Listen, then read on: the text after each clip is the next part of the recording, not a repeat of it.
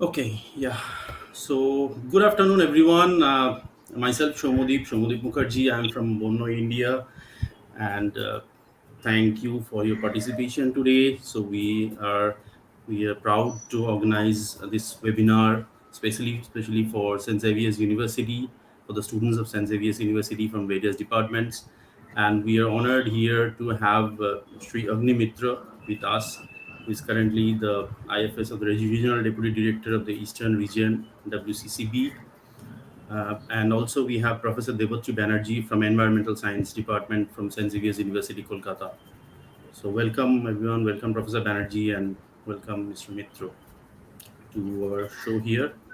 So before we quickly start, I would just like to have a brief on the current organization which we are working for, which is Bonyo India, which is an organization mainly working on the conservation of animals, nature, wildlife, along with supporting with the Forest Department and Wildlife Crime Control Board. So I will just provide details on the chat, and so all the participants who are joining today, I welcome you all from on behalf of Ono India. And so what I'm just trying to say is, if you have any questions related to that, you can post it into the your chat comments. So after this session by Mr. Mitra, he will be answering the questions if anything you have. So with that, uh, Professor Banerjee, do you want to say something? No, you can start with the session. Okay, yeah, okay. So we'll jump over to Mr. Mitra. So I'll just have a quick brief of Mr. Mitra. So Mr. Mitra is currently, as I mentioned, like he's the regional deputy director. Not only that, he is doing currently a great job related to like any kind of wildlife crime control. He was actually part of the IFS team, and also like he's currently previously he was the deputy conservation operator of the forest in silviculture. He is in Andaman and Nicobar administration. Before that, he was the deputy conservation of the forest of the Mill division as well as the Nicobar division. He was the assistant coordinator of the Terai Arc landscape programming, which was conducted by WWF, and he was a part of the GRF fellow from Wildlife Institute of India. So with that, like with his experience, was a vast experience in wildlife, nature, conservation, as well as the wildlife crimes. So he has done a tremendous, outstanding achievements with lots of honors and awards. Along with that, not only he's working on the national level, but also at an international level. He was the first. He stood the first rank and was gold medalist in the MS from the environmental management from Forest Research Institute. So now, so we are actually definitely proud to have him with us today, with to share his experience and to talk mainly on the wildlife and the crime. So over to you, sir. Thank you, Samudeep, for kind words. So, without going into any further time delays, so let me share my screen. I'm going to present today.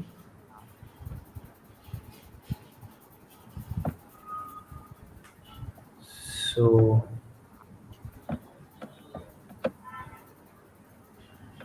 I'm sharing the title screen of my presentation. Is it visible to everybody?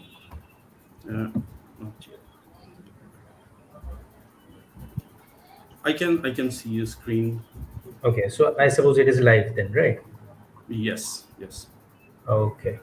So I would request other participants to mute their microphones. And um, so today we are going to talk about wildlife conservation in India and the recent trends in wildlife crime. It's a really vast topic, so I would cover quickly. And any questions in the mind of the participants, I would request them to note those down. And at the end of the presentation, we can take them one by one as time permits. Okay, so today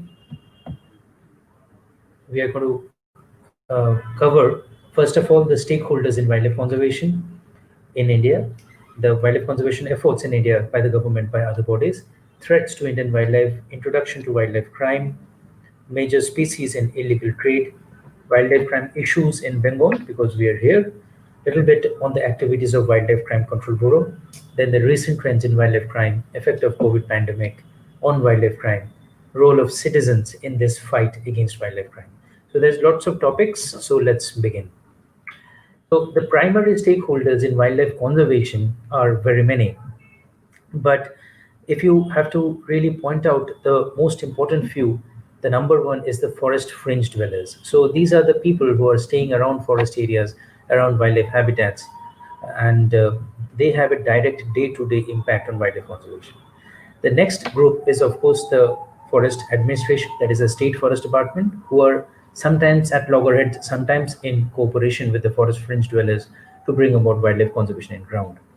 The other factors which are present, the players who are present, is the tourism sector, while wildlife is a tourism commodity at some places.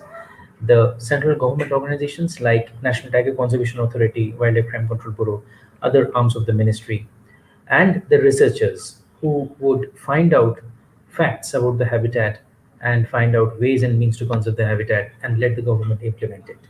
Of course, the most negative impact is from the poachers or timber mafia, who is, of course, sometimes part of the local team and just brushing with the tourism sector, I would say. And of course, that is the negative factor which is impacting wildlife conservation. So these are the primary stakeholders that we have in India, the most important being the forest fringe dwellers and the state government. So in wildlife conservation, uh, the historical attempts have been very many, from Samrat Asoka to others. If we talk about the present and the current attempts of wildlife conservation in India, the first and foremost thing is the constitution.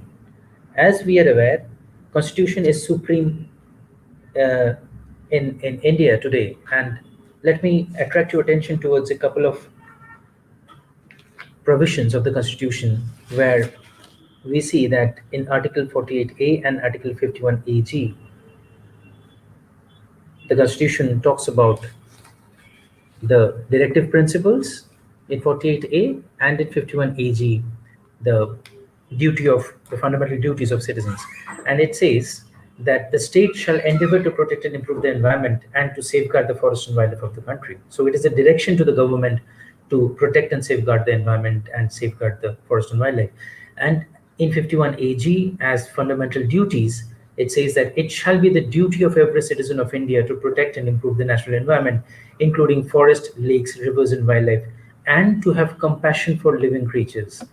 So it's a very, very strong statement that it will be the duty of every citizen of India to have compassion for living creatures. I find it mesmerizing, I find it amazing, and I think now we can understand that it is not only the job of the forest department or some NGO to conserve wildlife, it is the job of every Indian citizen, and that is what the constitution enshrines. Okay, so legal provisions, a very short look. We have very many acts to prevent the uh, poaching and cruelty to wildlife, but the primary, let's say 90% of the efficacy comes from the Wildlife Protection Act. Then we have the Customs Act, through which smuggling is controlled, then the Indian Forest Act, Constitution, and other acts. So the current efforts at conservation is to protect the primary and undisturbed wildlife habitats till they are there.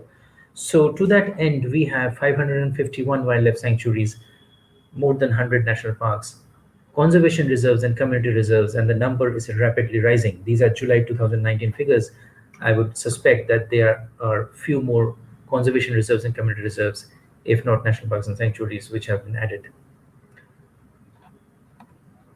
Coming to West Bengal, we have 6 national parks and 15 wildlife sanctuaries as on today, and we have one biosphere reserve, part of which comprises of these protected areas only in West Bengal.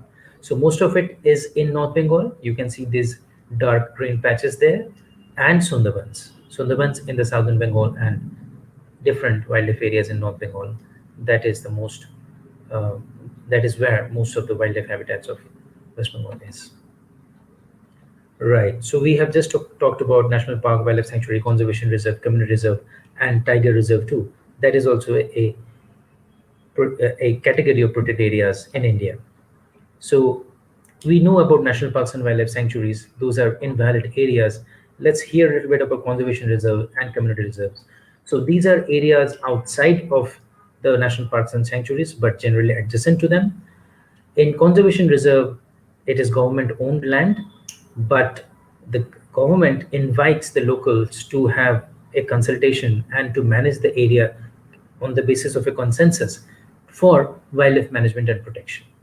Okay, so that is how government tries to manage conservation reserves so that the national park wildlife sanctuaries have some support just outside. Community reserve is basically the same thing, but the land is not government owned, it is community or privately owned. So they are invited to have wildlife conservation measures on their own land so that they can also reap some benefits, let's say of tourism, let's say of government grants, and of course the ecological benefits of having good forest and wildlife, and the government can ensure some conservation on private lands too. So that's a win-win situation. So that is a thing that is happening these days, that we are moving towards community reserves and conservation reserves. The other thing that is big in wildlife conservation in India today is ecotourism, and that is raising a lot of awareness. Here we have picture of Sita, the famous tigress of Bandhavgarh, who were pictured throughout the 90s, the late 80s and the 90s in Bandhavgarh.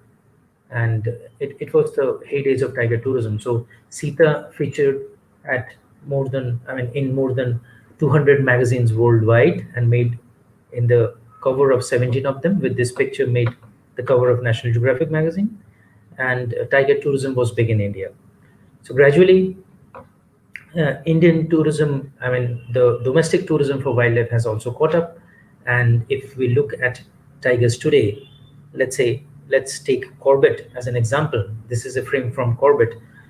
The tiger in the tourism zones of Corbett, you can say that they employ thousands of people themselves. That is because the gypsies that you see in the background, they have drivers who are locals who earn from tourism. They have nature guides sitting at the back of the gypsy who earn from tourism. The tourists have been staying in hotels who have come there to see the tiger. The hotel employs cooks and bellboys and receptionists and whatnot. So all of them are there because Corbett is there with their tigers. So you can say effectively, what is the value of a tiger? It's really, a living tiger is worth in crores and over very many years. So it provides employment directly to those people that we just mentioned, but also indirectly. Let's say gypsies would require garages to maintain them. So we have repair garages because there are many gypsies around.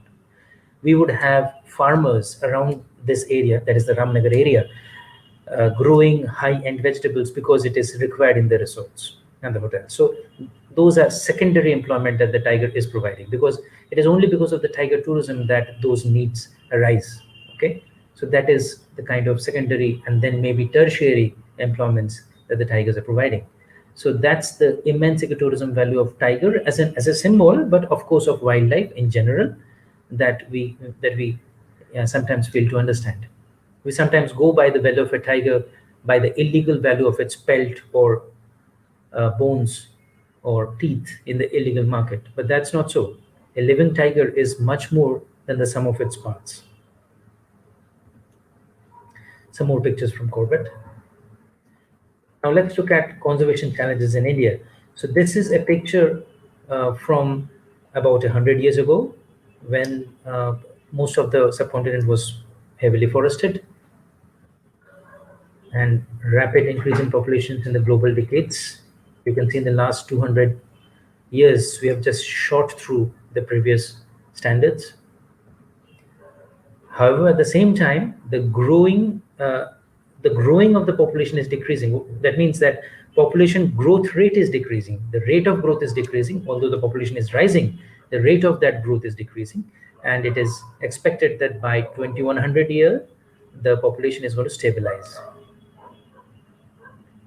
So this is the condition now. Today, we have remnants of those vast forests left, and that is about 23%. However, we must laud the forest departments of this country, because on the face of incredible human pressure, that is, we have 2% of geographic land of the whole world, and we have 16 to 17% of the human population of the whole world. Add to that 16 to 17% of the cattle population of the whole world on 2% of geographic land. But yet our forest cover is actually rising over the past decade or so. Everybody will talk about deforestation and how forests are decreasing. Yes, compared to historical extents, forest is fast decreasing. But in the last 10 years or so, we have a slight increase in the overall forest cover. And that is a testimony to the untiring efforts of the State Forest Department and its thousands foot soldiers all over the country. But of course, that could not avoid the loss of some splendid species. So this is the cheetah, and this is the Asiatic cheetah, which has gone extinct from India in the 1950s.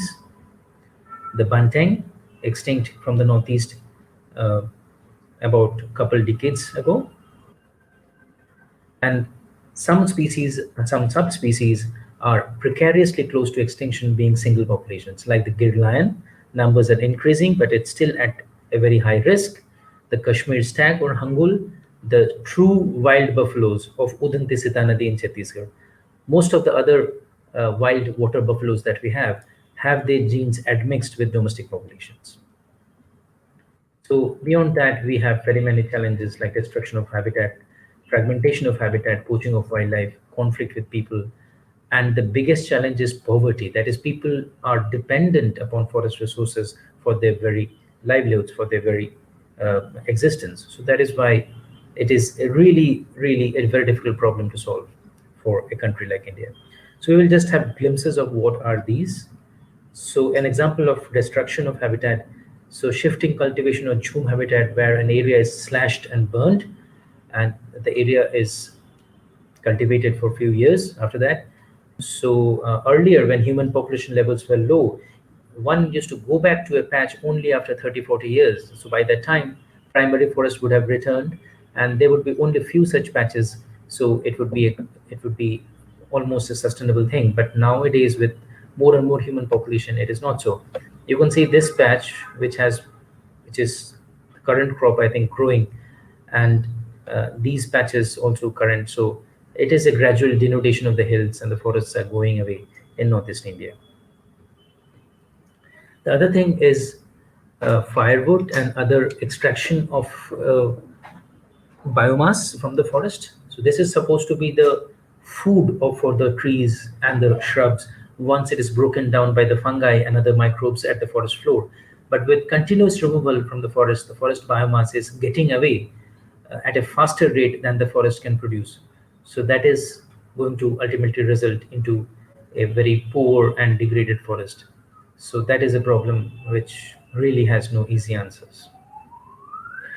Other thing like fragmentation, this huge canal is not something that an elephant or other herbivores or even carnivores can pass through easily. The mere sight of it is going to deter a tiger for trying and crossing it. So these kind of fragmentations are limiting our wildlife populations into small pockets, which are bad for their long-term genetic health. Other thing is poaching. Of course, there are two types of it. One is poaching for pot, for their own consumption, and other is the organized poaching for financial gains. So the second type is more dangerous and has to be tackled with more severity, but that does not mean that the first one is legal. It is equally illegal. And the other thing is conflict, that animals and humans die at each other's hands because of they have to share habitats which they cannot share really. So generally wildlife is at the receiving end, and generally they are getting wiped away and getting into tighter and tighter corners, and we are occupying more and more space. Another example of extraction of forest resources, bhavar grass in the west of the river Ganges, the Doon Valley area, and elephants with domestic buffaloes is always a bad idea. The domestic buffaloes are going to communicate diseases and pests into the elephants and compete with them for fodder and etc. And elephants and other herbivorous wildlife are going to lose to the domesticated animals. But despite all these problems, we do have wildlife, and the reasons are that our princely states, before being taken over firstly by the British and then by the Indian Communion, they had hunting reserves where hunting was strictly controlled and only was for the royal family and guests. So thankfully, there were populations of the endangered animals there, which were then the protected areas and then with protection, the endangered animals have flourished in those pockets. The British wanted to stay here forever, and that is why they had these reserve forest systems for continued supply of timber for their railway sleepers, for their British Navy, and that is why forests were conserved in a system with gradual uh, with gradual extraction and planned extraction, so that the timber continues to be available for a very long time.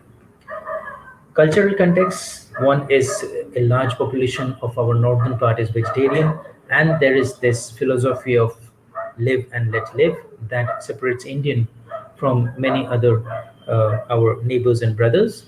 So that is something which has aided in conservation, definitely.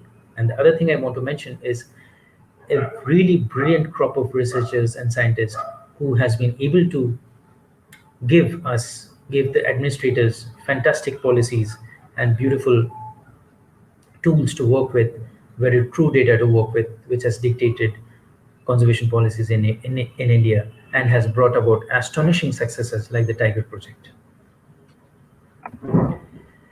Right. So with that introduction, let me talk a little bit about wildlife crime. It is a demand-driven crime, and it's an organized crime, which means there is a chain of custody. So somebody poaches, and then other people take the wildlife product away from him to the intended buyer, generally outside the country. And the whole thing is planned by masterminds who are not at the scene at all. They are city-based or somewhere very far away and planning the whole operation from there. And so that is why it's very difficult to link them to the poacher or the carrier who has been caught. So along with illegal logging, illegal wildlife trade is valued at almost 20 billion per year. And along with illegal logging, if you club them together, because they are often related, it is the third most important third most important illegal crime, smuggling crime internationally after counterfeiting of currencies and drug trafficking. Coming to India, unfortunately, we are a country which is a bit more prone to wildlife crime and smuggling. And one factor is location. We are such placed geopolitically that our neighbors have had long and detailed use of wildlife in their medicinal systems, like the traditional Chinese medicine system, or in their cuisine, like in Southeast Asian countries like Cambodia and Vietnam, where different preparations of wildlife parts are cherished. Be it Japan, who is the largest consumer of ivory in the world, being a very small country, or the Middle East, where the rhino horns are prized for their supposed medicinal properties. There aren't any. So we are surrounded by neighbors who are traditional users of wildlife. So that is a reason that we have a lot of poaching pressure on the wildlife that we have within our country. Second, of course, is we are a very diverse country. We are one of the 12 mega biodiversity countries of the world. And be it mammals, be it reptiles, be it butterflies, we have species that is coveted by collectors and hunters worldwide. So it's a danger for our wildlife, like the rhino or the star tortoise or the bird-winged butterflies, because they are just coveted worldwide for collectors, for pet keepers, for traditional medicine users. Eastern region is even more critical because, as I have mentioned, China is a large end user of this smuggled wildlife, and we have Bhutan and Nepal in Eastern region who are friendly countries, and pre-COVID the borders were open, so Indian citizens could go into Bhutan and Nepal, and Nepalis could come here, and so smuggling was relatively easy. If you did not have pinpoint information, not possible to catch anyone. Similarly, for Myanmar, we have points where transit is allowed. So that and the other parts of the border with China, with Myanmar, is over inhospitable terrain. Very difficult to make it a 100% seal over that kind of difficult terrain and similar populations on both sides of the border at places. So with all those difficulties being there, Eastern region becomes even more critical and more prone to smuggling than rest of India. We also have high value species in Eastern region: rhinoceros, tiger, leopard, elephant for elephant ivory, bear species, birds, etc., which adds to the problem. Also, actually 5 international borders, and open borders with Bhutan and Nepal, and with some extremism still there in the northeast, availability of arms is more. We have little lax law and order implementation, so all that adds to the poaching and smuggling problem. So kind of North Bengal and Siliguri area images kind of the smuggling capital, wildlife smuggling capital of India, because it has borders all everywhere. On the left you have the Nepal border, on the right you have Bhutan border, below you have Bangladesh border, and there is issue of jurisdiction. There is these are open borders with Bhutan and Nepal, and it's a pretty unorganized situation in Siliguri town, so it's easier to conceal and hide and travel being undetected. So all that makes North Bengal a hub for smuggling, and a little bit in the northeastern areas also. Coming to the species in an illegal trade, tiger, of course, for its pelt, for its bones, for its nails, it is very much prevalent in illegal trade. Leopard, with tigers becoming more and more scarce, so leopard bones, pelt, nails are getting used. Rhino, for its horn, is highly prized. Elephant ivory, made into figurines of Japanese figures. Not only that, even Indian figures. The central photo is of Indian gods and goddesses made out of ivory, and we had captured that in 2015 here in Calcutta. So there is an Indian market, of course, of ivory. The pangolin, it's the most trafficked mammal on earth today, and the pangolin scale has supposed medicinal properties which are highly valued in Chinese medicinal systems. Musk deer, musk pods are obtained from male musk deers, and it's something highly valued in illegal trade called kasturi. And red sanders, being from a few districts of one state of India, it has been caught in all states of India, getting trafficked out of India. So it's highly prized in Japan and in China because of its dark red color. Snake venom, a new and interesting addition. Crystallized snake venom in jars are caught all over. Tokegeckos. Tokegeckos, it is also a recent problem, and being caught in North Bengal, Northeast, and getting smuggled into Nepal onwards towards China for supposed medicinal properties. Bear, for its bear bile, which has some supposed medicinal qualities, and bear claws as mementos, and turtles and tortoises. Almost all of the Indian species are protected, and you have two types. On your right in the screen, you have the couple of species used for consumption illegally, and on the left, you have species which are used as pet animals. So be it the Indian star tortoise, which is the world's most trafficked reptile, you can say, and very popular worldwide as a pet, or the spotted pond turtle or terrapin or Indian tent turtle, which are kept as pets in aquariums and in the house. Deer, for their pelt and for their meat and for their antlers. Birds, to be kept as pets. Please remember to refrain from Indian birds. Almost all of the Indian birds are illegal to keep.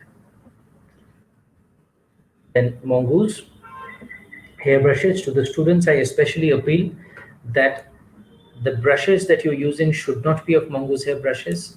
Those are illegal. You can easily identify mongoose hairbrushes by this typical dark and light band patterns. Okay, so there are very easy artificial alternatives. Please go for them. Please do not go for mongoose hairbrushes. Then even snakes, etc., are kept as pets for amusement. And loris, an illegal trade for pets and also for black magic. So are crocodiles and reptiles for their skins. Marine species, again for cuisine, for decoration purposes, sea cucumber, coral, seahorses, fans are used, and so are plants. Please do not have this notion that wildlife consists only of animals. Wildlife also consists of endangered plants like these orchids from the northeastern part of India. The red vanda, that is Rhinanthera scutiana, and the blue vanda, Vanda caerulea. These are protected plants by the Wildlife Protection Act. So are the lady slipper orchids, the Paphiopedilum species. So please be advised that these species are Indian species and they're protected, and it is a punishable offense to keep these Indian species of orchids. And there are a couple of other plant species also. So a little bit on the wildlife crime in West Bengal. A big concern is the turtle trade. We have very many markets here selling turtles, and although there are many raids, it is not stopping. There is no permanent stoppage of, and also West Bengal is the source for many of these turtles going through the Bengal border, Bangladesh border, or through the airport into Southeast Asian countries. Reptiles also seized from some of the southern districts, and the advent of winter welcomes these migratory birds, but then poachers are also ready to hunt them for meat. Some of the fairs we see turtle meat or Indian birds being sold, and there are very large seizures from those fairs in the last few years. And we have these bizarre use of snakes in some of the fairs in South Bengal, and the snakes being protected, that becomes a wildlife crime. In these fairs, if you look through, you would find some wildlife article or the other, like these sea fans that are showing is protected. If you look here, there will be many species like this tortoise carapace, and then maybe other species of corals. I think this is one, and maybe some protected species of mollusks as well. So in these fairs also we have sporadic use of wildlife. Other big concern is the hunting festivals of the tribal region in the western part of West Bengal. And in the summer season, on specific occasion, there is a lot of ceremonial hunting. So that is something that we are really working on along with the West Bengal government and with direction from the Calcutta High Court.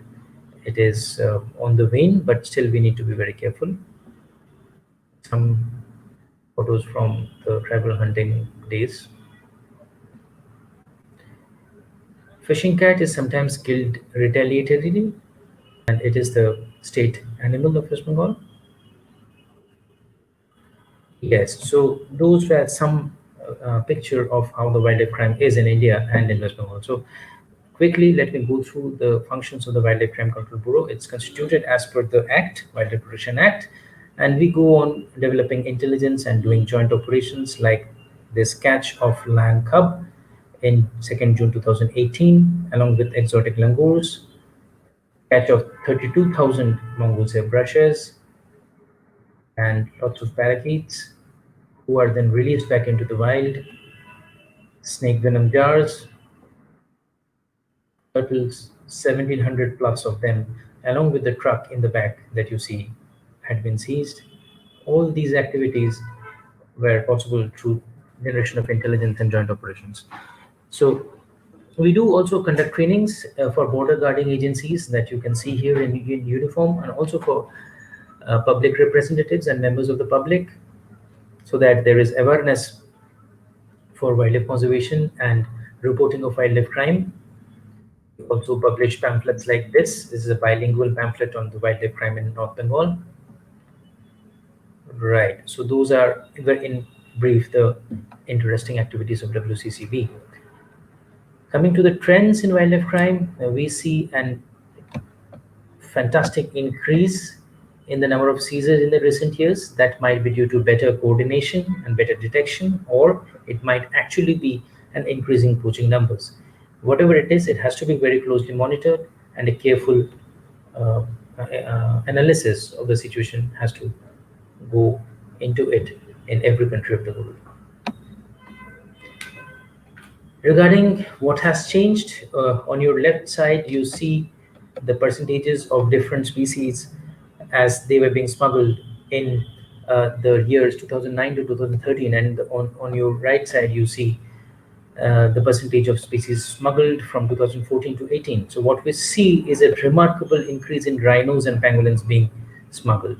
Okay, so rhino horns and pangolin scales have shot from 5% in rhinos to 11.8%. So more than twice it has become in a span of 5 years, and pangolins from 4 to 14, so almost thrice more than that in a space of 5 years. So that is how the rhinos and pangolins are getting targeted all over the world.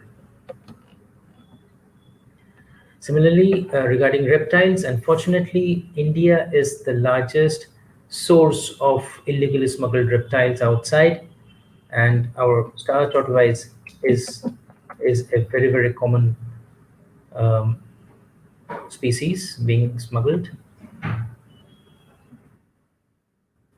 And the alarming thing is about pangolins. The number of pangolins getting seized has gone 10 times, from 13.9 to 141.9, so more than 10 times in a space of 3 to 4 years. From 2014 to 2018, it has grown 10 times. Can you imagine the scale of growth here?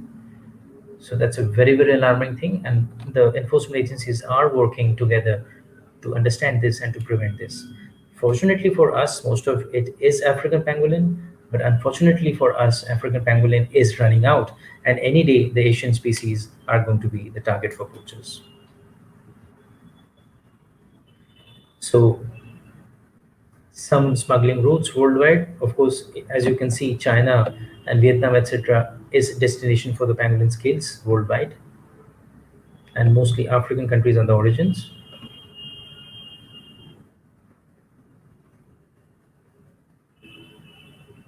Yeah. So China and Vietnam accounts for almost all of the pangolins that are going illegally into these countries.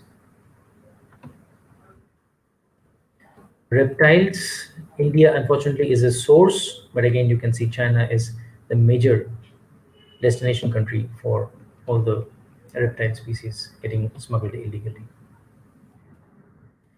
Tigers also, it's flowing through Asia and again probably inside the People's Republic of China for the most part. This data is from the UN report uh, uh, published a few years ago. This one, and the earlier trends that we saw was from a very recent report from the UN Office of Drugs and Crime, released in July 2020. Yeah, so big cats also India fare quite badly, being the largest source of illegal big cat, that is tiger body parts, globally. And what we understand is coming out of India, it mostly goes into the border markets of Mongla and Tapchilek in eastern Myanmar, where it borders China in the north, Laos in the east, and Thailand in the west, sorry, in the south. And there is very little control of the Myanmar government there. It is mostly rebel controlled. And so, because of this jurisdictional issues of four countries in a small area, uh, it is really easy for smugglers and all to just move over to some other territory if the police of one country is searching for you. Right, coming on to the impact of COVID. So the first negative impact is that Tan Riking, an injection by the traditional Chinese medicinal practitioners, have been prescribed by the government of China for respiratory distress. So it's a respiratory distress injection. So COVID, we all know, causes respiratory distress. So it has been advised. So that's an alarming thing, and we are apprehensive that the bears of our jungles are going to be the target for extraction of this bear bile to prepare tandoori king. Secondly, there is an issue with informers movement and collection of intelligence with very limited public transport. Of course, that is going away, and the public transport sector is opening. So with that, we hope more and more information and more free movement of informers is going to happen. So in some of India, some parts of India, the migratory workers who went home to areas just beside wildlife habitats and forest areas. So firstly, they had nothing to do, they had no income, and they had to feed their families protein. So these reasons combined, they went to the forest and did some hunting in some places. Thankfully, the forest departments have responded pretty well. There was an advisory issued by the Wildlife Crime Control Bureau to all state governments, and based on that, state governments have booked cases. So, of course, with the reverse migration of the laborers back to where they were working, this has almost gone away now. The great positive impact of COVID-19 is that the perception that it has come from wild animals. So probably pangolin, people are saying, probably from bats through pangolin, as the experts have been debating. So according to World Health Organization, around 75% of the new and emerging infectious diseases for the last 3 decades have come from animals. So COVID-19 has really hammered this fact into our head, and it is widely expected that the consumption of wild meat is going to go down post-COVID also. Other thing is that public transport is often used for smuggling, and with that being not there, the smuggling activities were also pretty less. The borders were also closed, so that made it very difficult for anybody trying to smuggle across international borders. We all know that we have had very mild temperatures in summer in Calcutta and other parts of the country. The Yamuna in Delhi was incredibly clean this year. You can see the before and after effects of lockdown on river Yamuna. Unfortunately, Yamuna on date today has almost returned to its previous uh, difficult and polluted self after lockdown has been lifted. So a little bit on the exotics, we don't need to dwell on that. And just a point on Amphan and Sundarbans. So unfortunately, Amphan or Umphun hit Sundarbans as the storm of the century on 20th May, if I remember correctly, amidst the lockdown. And there was a lot of hue and cry afterwards that Sundarban needs to be saved, Sundarban needs to be rescued from the aftermath of the cyclone. So that's a really, really arrogant thing to say for humans. It is nature which is working on nature. We do not need to rescue nature from nature. The Sundarbans is not a garden that needs to be set right again. Wherever trees have felled, there are seedlings waiting for that opportunity who are going to grow. There are salinity levels disrupted, so there are new species who are waiting to colonize it and make hay. We really do not need to interfere. Sundarban has survived cyclones of even bigger magnitude in the yesteryears without human help. So uh, we really need to come out of this mindset, this hyper rescue mindset. Secondly, we just need to take a moment and understand that all wildlife conservation programs and nature conservation programs are not for nature. It is for continued human survival. If that is difficult to believe, let me explain in a few words that let's say today all conservation programs, all forest protection is withdrawn and people are allowed to indiscriminately cut everything away, burn everything, use fossil fuel, and just release carbon dioxide into the atmosphere at will.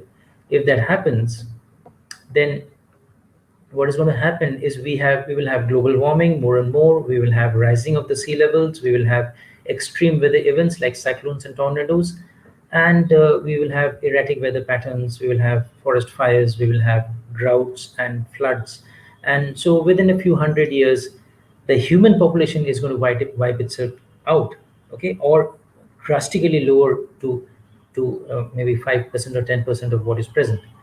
So nature is going to take its own course after that. So after, let's say we have gone extinct, and maybe we have taken down another 300, 400, 500 species along with us to extinction, then there will be no further pollution.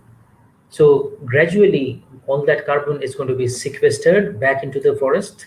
Gradually, the species which will survive will branch out by evolution into a very diverse forms, very diverse species, and maybe in 100,000, 200,000, 1 million years, which is not too much for nature.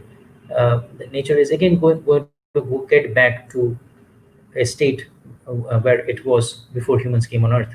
So all we are trying to do with these conservation programs is not to conserve nature. Nature does not need it. We are trying to conserve ourselves. We are trying to ensure that humans need to, and humans continue to populate the Earth for a long time to come. So with that, I think a little bit on the role of ordinary citizens on conservation. So first of all, please reduce demands of energy, water, and resources in everyday life. Please avoid uncertified forest products, organisms or products that has been just taken out of forest unsustainably. Please avoid that. Please also make other people aware of these things, who may be your friends, maybe your relatives and family members. Please also make them aware of the ill effects of using these things. You can also contribute a little bit to the constituency, as I said, maybe go to Corbett or Kanha or Bandhavgarh to look at the forest and wildlife. So it will give some income for locals, and it is going to generate some support for wildlife there locally. So you can spend your holidays, a very fulfilling holiday, I must say, looking at wildlife in those areas of India.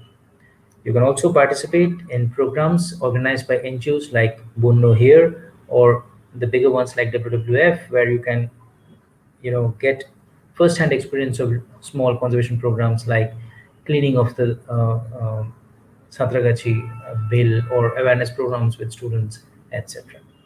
Of course, you should also report crime regarding wild animals to forest and police authorities. You can find phone numbers in the internet. And if you can, if it is possible, also keep and watch out by some friend or from some relative working in railway station, bus stands, border areas on smuggling of wildlife, smuggling of contraband goods. So more or less, that is what I wanted to say. In the end, some pictures of traps that you might encounter in forest. If you do, please inform local forest authorities.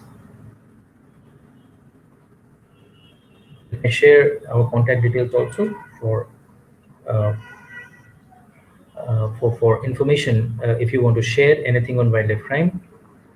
And at the last, just let me leave you with a message on this pandemic. Let me take you back to 1665, where the Cambridge University was closed because the Black Death, the Great Plague, was afoot in Europe, and Isaac Newton was one of the students and had to return to his family estate and had to spend more than a year confined in the family estate there. So you would imagine that would be an unproductive year, sitting at home for a year. But on the contrary, the year 1666 is termed as Newton's Annus Mirabilis, his wonder year, where he achieved unthinkable breakthroughs in the fields of calculus, motion, optics, gravitation, etc. That is because he could use that time of sitting and analyzing into something productive. So yes, a pandemic is at large. We are not locked down anymore, but our activities are still pretty restricted. But all crises are opportunities. So use this time to develop yourself, to develop skills like playing a music, reading books, learning some kind of art forms, whatever catches your fancy. So that is how we should treat a pandemic. That is the thought I want to leave with you at the end of my lecture. Thank you for patiently listening.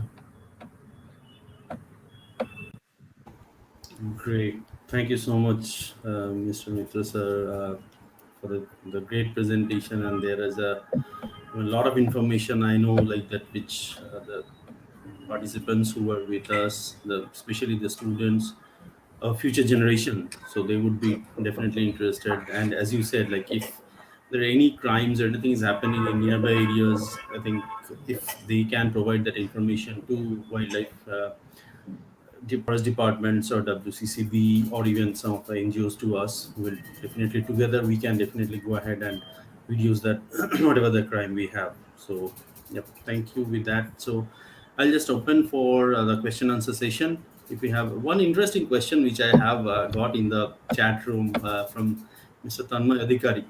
He mentioned like he has entered into the commerce field, but he wants to be a veterinarian. So how do I start, if there is anything on this one?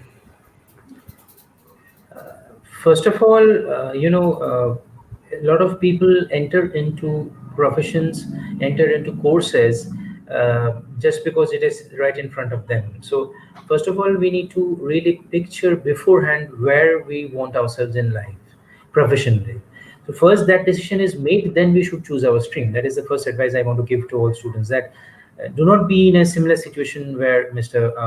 then my Adhikari finds himself that I am studying something that I don't want to make a living in. So that's not the ideal situation. So first of all, get an idea of what you want to do and then choose your stream.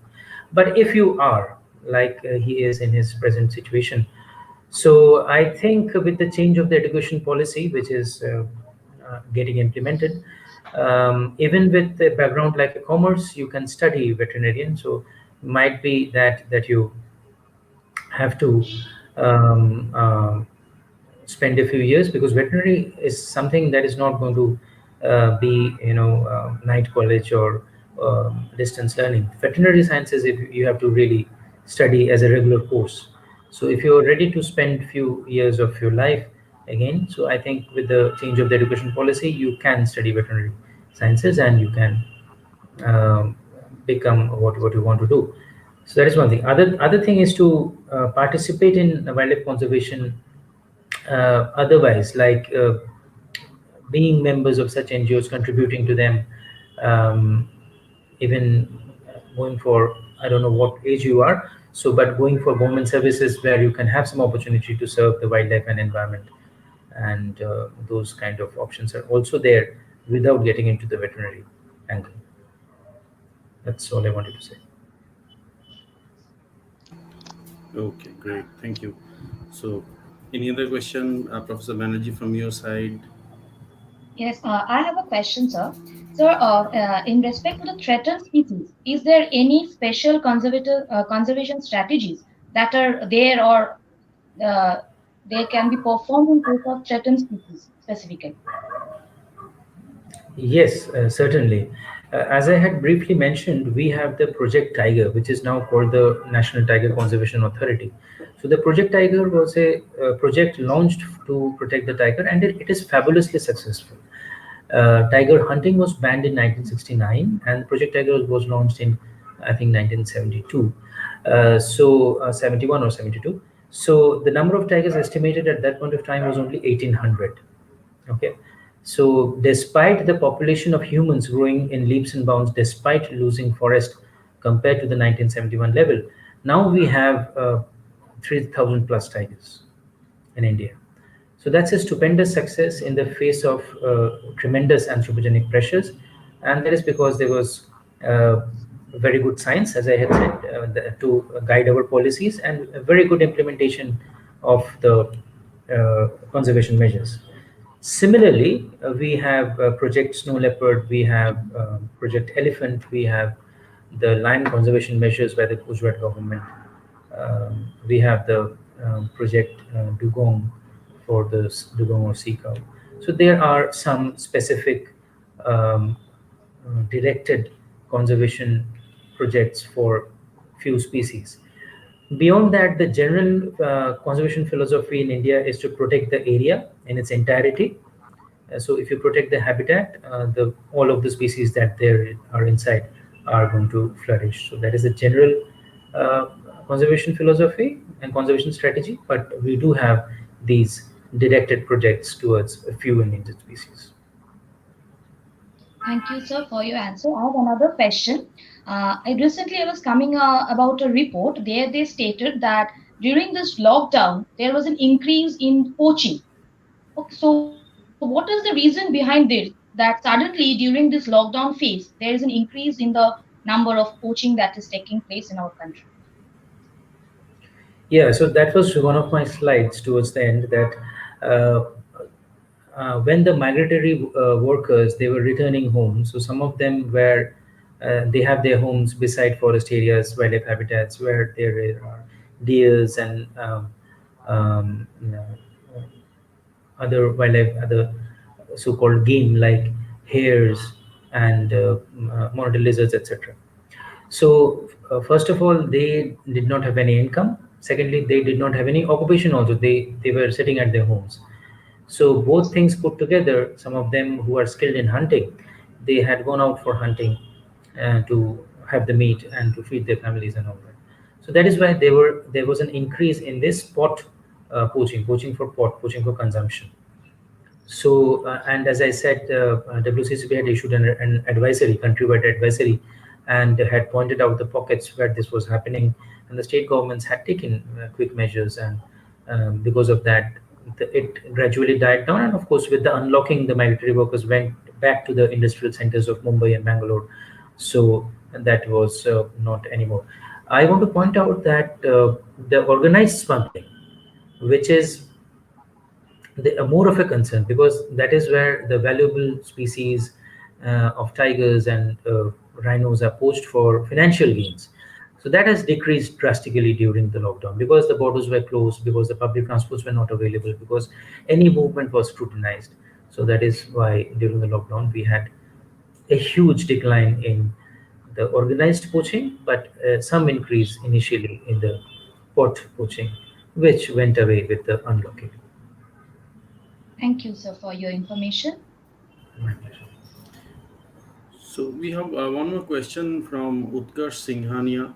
So he's saying like how as a student they can help in the wildlife conservation. Yeah, so that is what I wanted to show in the last slides. That first of all, you should practice a lifestyle which is green, which is conservation oriented. Okay, so less use of energy, no use of wildlife products, and no use of products taken out of uncertified forest, and awareness generation into fellows, friends, relatives, yeah, your maybe neighbors, etc., who can be coaxed into leading similar lifestyles. That is one thing. Secondly, contribute to the ecotourism around wildlife areas. That builds a constituency. You can go to Kanha or Corbett for your holidays, and that can really help the local people. And if they earn from wildlife tourism, they will say that yes, we want to have more and more wildlife, tigers and elephants, because their economy will be dependent upon that and those species. So you can do that. You can also inform uh, the forest police authorities, the Wildlife Crime Control Bureau, if you come across any sort of a wildlife crime happening. So the numbers are there in the internet, in the WCCB.gov.in, and if you happen to live near railway stations or market areas or border areas, or if you have relatives or friends living in those kind of areas, you can always uh, ask them to look out for such issues, and then um, report it to the concerned authorities. So these are ways and means that you can help. When you grow up a little bit more, you can of course participate in the NGO activities, and like Bonyo, like WWF, they organize a few things, activities, and you can participate in that. And then you can also then think about a career in conservation, like me, in the administration or in NGOs, and there are some research options as well. So you can do all that.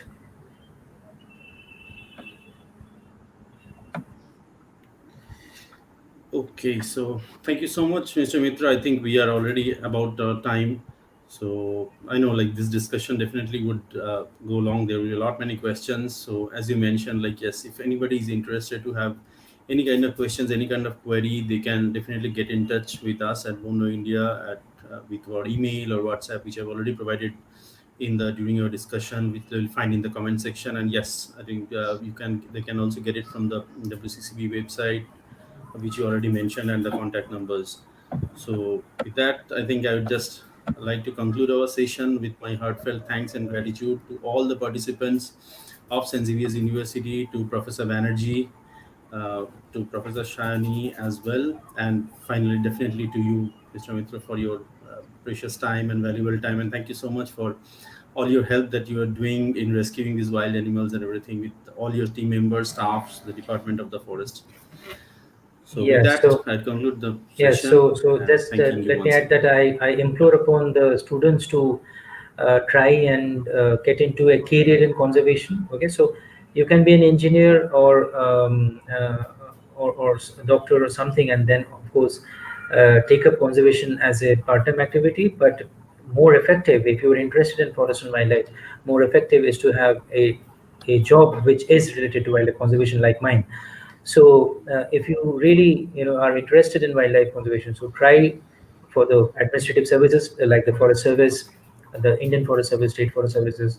You can also try for conservation oriented jobs in NGOs, in international NGOs like the WWF and all that. and also for the research opportunities at Wildlife Institute of India, CCMB, etc. So you can think about that with you getting into new courses, and you can build a career with the appropriate courses if you're interested in that. That's all I wanted to say. So Godspeed to all of the students for whatever they are pursuing, and I hope we all emerge stronger at the other end of this pandemic. Thank you. Yeah. Thank you so much once again. Thank you.